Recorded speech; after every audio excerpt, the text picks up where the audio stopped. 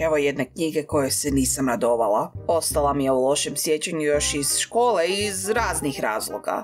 Ivica je bio beskičmenjak, knjiga je po mojem mišljenju bila i predugačka, o Lauri smo najviše pričali na nastavi, a ona mi je bila najgori lik, te je cijela tema romana bila kritika na negativan utjecaj grada. Kao gradsko dijete, ova zadnja stavka me osobno vrijeđala, te si nisam mogla pomoći, a da ne kolutam očima kad se kritizirao grad, pa čak i sada, toliko godina kasnije. No, moram priznati da se moja perspektiva prema ovome romanu ipak promijenila. Naravno, ovo nije Zlatarevo zlato, no postoje aspekti ove knjige koji su savršeni za dublju analizu. Ali prije nego uskočimo u tu rupu bez dna, prvo bih prošla ukratko sadržaj. Da sebe podsjetim na detalje, ali i da vi možete kasnije lakše pratiti interpretaciju.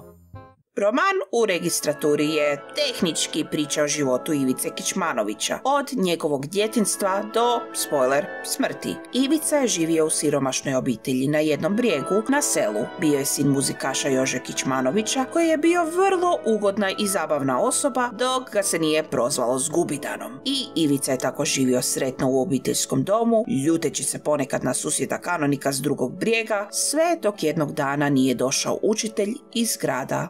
Ivica, kao najstarije dijete u kući, je odmah bio primoran ići u školu, ali barem nije išao sam jer su i dva kanonikova sina bila isto obavezna ići na nastavu. Miho, koji je bio mini verzija vlastitog oca, i Pero, dječak dobročudnog lica koji je pričao tiho i nježno, stalno maštajući o anđelima.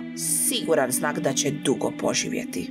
U školi je Ivici bilo dobro. Bio je najbistriji učenik, što se nije moglo reći za kanonikove sinove. Dobro, Perica je još snimao anđele, tako da se znalo da će on daleko stići. Ali Miho ili jednostavno nije kužio, ili je bio lijen. Ivica je pokušao pomoći svojim susjedima, no ubrzo se u Mihi počela razvijati duboka zavist. Stoga nije bilo nikakvog iznenađenja kad je jednog dana to prijateljstvo puklo nakon što se kanonik na Ivicu okomio, nazavši ga Zgubidanom.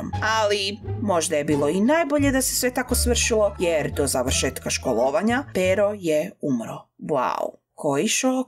I opet, kao i odlazak u školu, Perina smrt je jako utjecala na Ivićin život. Na sprovodu je dao tako impresivno dirljiv govor da je i kanonik ostao smeten. Kroz cijelo se selo proširilo kako je Ivica bistro i osjećajno dijete, a župnik i učitelj su se dogovorili, bez dopuštenja roditelja, da pošalju Ivicu na daljnje školovanje u grad. A to što je Ivica dolazio iz siromašne obitelji nije bio problem, jer je njegov rođak Žorž radio kod jednog gradskog gospodina kao kumordinar. Ranije se Joža s istim rođakom dogovarao da pošalje Ivicu kako bi se izučavao za poziciju sluge ili kumordinara, ali sad su učitelj i župnik odlučili da se Ivicu izuči za gospodina, a da Žoržov gazda bude dječakovim dobrotvorom. Stoga se nakon nekoliko dogovora, pisama i tračeva, Ivica jedno rano jutro s ocem i učiteljem uputio u grad po prvi put. Do tog trenutka već se ranije u romanu naslućivala kritika na grad, ali iz perspektive neokaljenog seoskog dječaka ta kritika postaje očita. Grad je predstavljen kao mjesto gdje su ljudi hladni, okrutni, licemjerni, bahati, nereligiozni, tako dalje. Ni Mecena nije prikazan išta bolje. Ponaša se kao bogom dan, vrlo hladno i kratko primi Ivicu, a Žorž je čak i gori. Nakon što učitelj i Joža ostave Ivicu u novome domu, njegov rođak ne gubi vrijeme, odmah ga nazove Zgubidanom, nemajući razumijevanja za melankolično dijete koje je prvi put daleko od doma. Ni danje školovanje nije toliko bajno, jer su učitelji prema Ivici hladni, dok su prema gradskoj djeci dobri. Od Ivice se očekuje ne samo da marljivo uči, već i da obilato radi, dvoreći ne samo svojeg dobrotvora, već i Žorža. A osim toga, mislim da bi Joža izlemao kumordinara da je ikad vidio kakvome društvu on izlaže njegovog sina. A sad, prekidamo dosadašnji program kako bi vam doveli životnu priču o Meceni i kako je dospio u grad. Jednom davno, na nekom gospodskom imanju, živio je jedan providnik koji je taman postao udovac. Umjesto tugovanja, čovjek si nađe novu ženu, čistu suprotnost prvoj koju je on znao maltretirati jer mu nije rodila djecu. No, sve se vraća i sve se plaća, te koliko je prva žena bila mirna i odana, toliko je ova druga bila burna. I zavodnica. Prvo je providnika varala s jednim lugarom, a kada je gospodar imanja, samo nazvan velikašem, došao doma, postala je njegova ljubavnica, te je čak s njim ostala trudna. Providnik nikada nije otkrio za aferu, jer je jednog dana umro u nesreći, a njegova udovica je s velikašem otišla u svijet gdje je rodila Mecenu.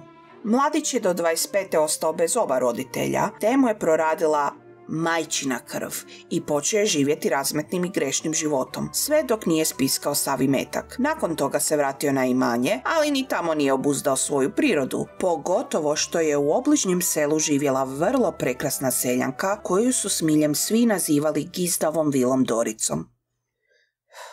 Sad dolazi dio kojeg sam uspjela potisnuti iz sjećanja.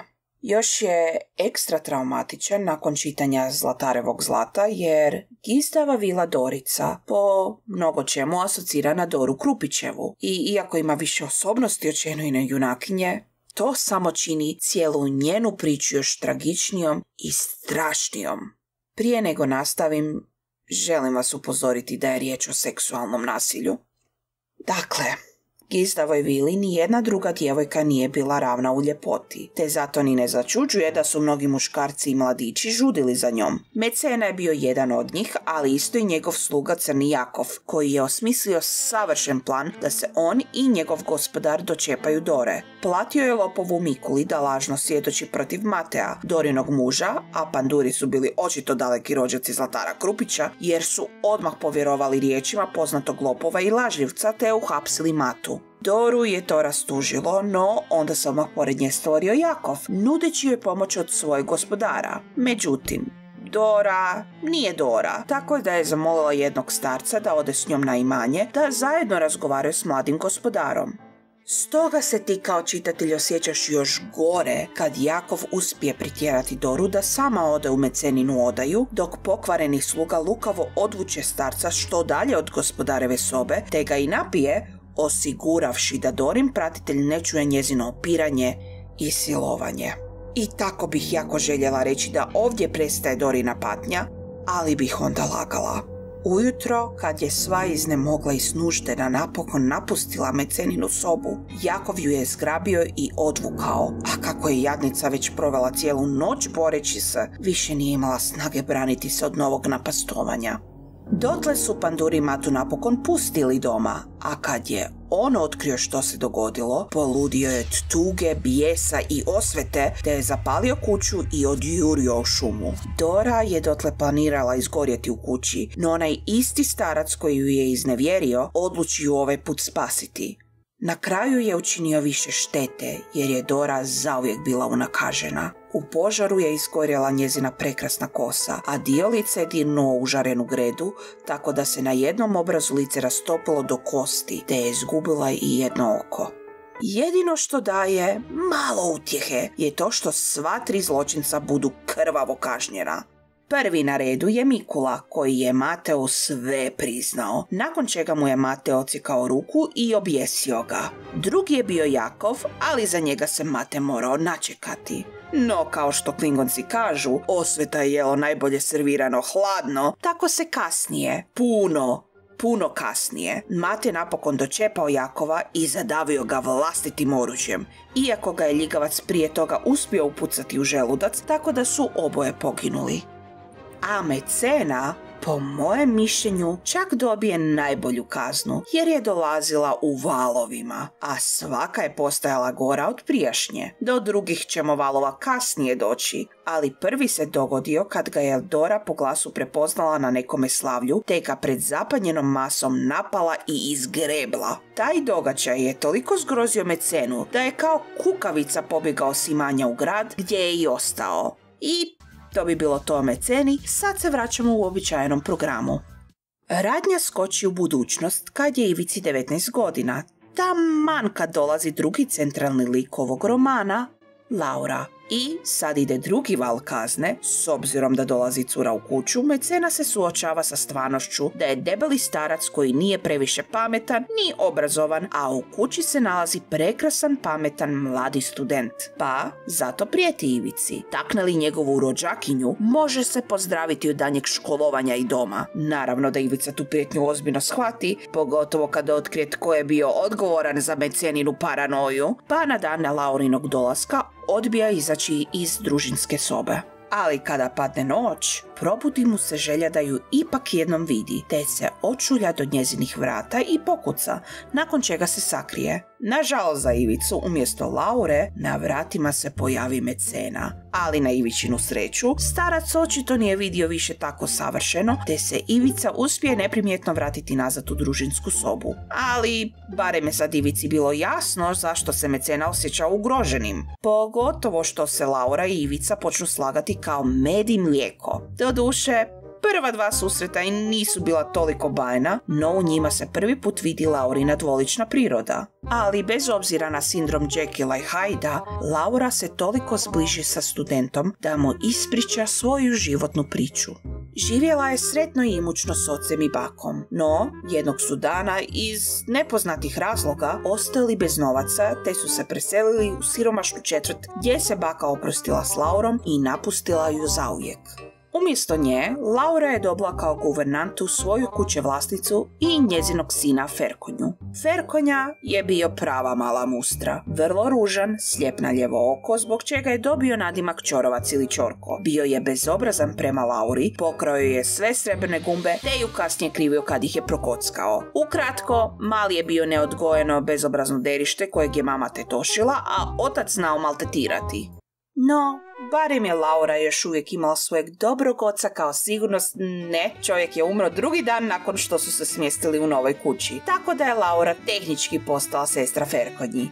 Međutim, s vremenom Ferkonja se prema njoj počeo ponašati vrlo kavalirski. Nažalost za Lauru to je bila samo obmana, što je i sama shvatila kad su zajedno otišli u šumu napuniti vrčeve vodom. Ferkonja ju je prvo na silu zagrlio i poljubio, a kad ga je odbila, onda ju je fizički izmorio, jer joj nije htio pokazati put nazad, te su lutali šumom satima. Kad su u noći išli spavati, iskoristio je trenutak njezine slabosti, te ju napastovao. Laura je nakon toga pobjegla još dublje u šumu, gdje je naišla na staru vračaru babu Hubu. Starica ju je 3 godine pazila, pokušala ju izučiti travama, iako Laura nije imala talenta, te se pobrinula da Laura bude osigurana tako što ju je poslala u grad. To bi bilo to od Laurine priče, a gdje smo ostali s Ivicom? A da, večera održana u čast meceni jer je ponovno jednoglasno proglašen predsjednikom društva poniznosti i ustrpljivosti. Tu cijelu večeru i pripremu ranije Kovačić koristi kako bi se izrugao gradskoj gospodi. Iako je na večeri puno osoba, uz mecenu se jedino još ističe pjesnik Čajkovski. Pravo ime Imbrica Špiček iz Volovšćine. A nakon večere, kad su svi gosti otišli, a mecena i Žorž legli spavati, Laura je pozvala Ivicu u svoju sobu gdje je mladi par proveo nekoliko strastvenih sati zajedno, prije nego li je Žorž sve pokvario. Jer u međuvremenu, u družinskoj sobi, Joža je neočekivano došao u kuću pitajući za sina. Kako nije bio u njihovoj sobi, Žorž je posumnjao da je kod Laure, a kao prava tužibaba obavijestio je mecenu i zajedno su otišli do djevojke gdje su našli Ivicu skrivenog iza zaslona. No, ovo nije Šenoino djelo gdje pozitivni likovi nikada neće ni odgovoriti nešto nažao svome tlačitelju, pa Ivica ponosno stane uz Lauru i doslovce kaže: šljivi vaše dobročinstvo i tvoj odgoj družinske sobe. Ja sam zacopan u Lauru i ona u mene i tu ne možete ništa. Taj govor šokira prisutne, ali ohrabri djevojku koja ponosno izjavi svoju ljubav za studenta. Na to se mecena molečivo počne obraćati Lauri, pa oni su rođaci i to je sramota što je bila s poslugom. I sad ide treći val kazne, jer Laura u duhu gospodina Hyda napadne mecenu, otvoreno ga prozvavši da je stari perverznjak. Mislim, nije to točno tako rekla, ali kontekst je isti. Ta njena izjava toliko duboko pogodi mecenu da što brže otetura iz njezine sobe zajedno sa Žoržom. Što se pak Ivice tiče, njega njegova hrabrost malo napusti kad ugleda oca, a bude zamijenjena sa sramom kad shvati da ga otac smatra fakinom i gubitnikom. K tome, Joža je jedino došao u grad jer je majka na samrti i htjela je vidjeti sina zadnji put. Tako da se Ivica sav snužden i žalostan spakira, zauvijek napuštajući Mecenin dom. Ipak na samom odlasku Laura mu dade svoj kofer, obećavši da će se uskoro ponovno vidjeti. I tu završava prvi dio romana. Što? Misli si da smo samo tako brzo gotovi? Ne, ima tu još podosta, ali za drugi put. A za sad, ako vam se ovaj video sviđao, ostavite like i pretplatite se. U komentarima se slobodno javite i recite mi vaše dojmove u vezi ovog romana, Laure i drugih likova. Voljela bih čuti vaša mišljenja. I to bi bilo to za sada. Hvala na gledanju i vidimo se sljedeći put.